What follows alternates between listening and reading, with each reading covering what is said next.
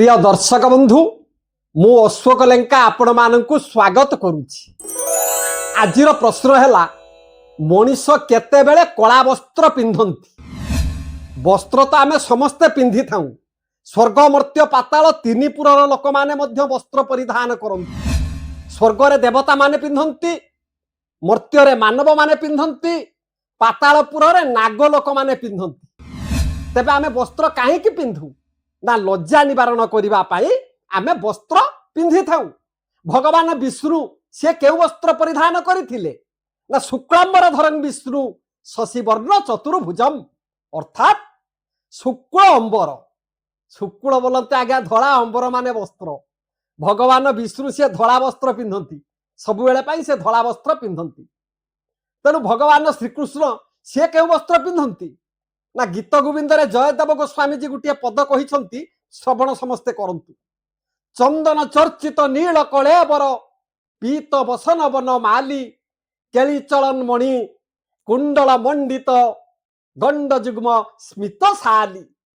पीत बसन वन माली कालिय गंजन भगवान श्रीकृष्ण से आगे पीत वस्त्र परिधान करंती।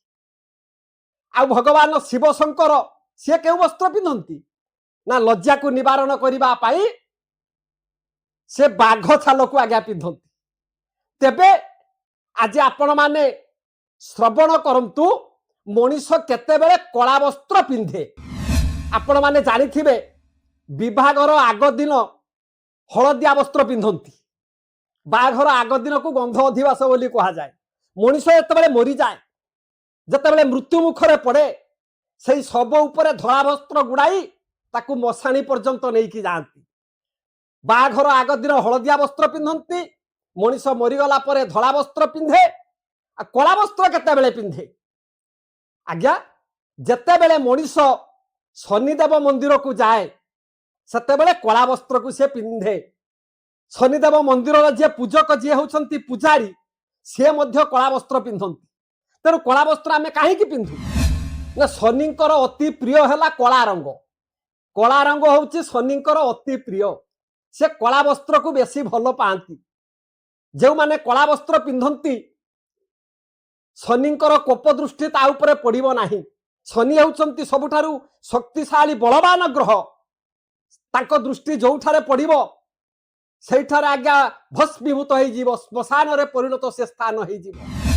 तेणु आपण माने मने रखंतु शनिवार दिन आपण माने कला वस्त्र पिंधंतु, जहा फल रे शनि देवंकर कूपदृष्टि पड़िबो नाही। आ जतेबेले शनि मंदिर को आपण माने जिबे कला वस्त्र परिधान करी जांतु। यही समय रे आमे कला वस्त्र परिधान करी थाउ। हो आज्ञा आजि पई रहिली। आशा करे परवर्ती अध्याय रे आपणक सहित साक्षात हेबो। रहिली। जय जय जगन्नाथ।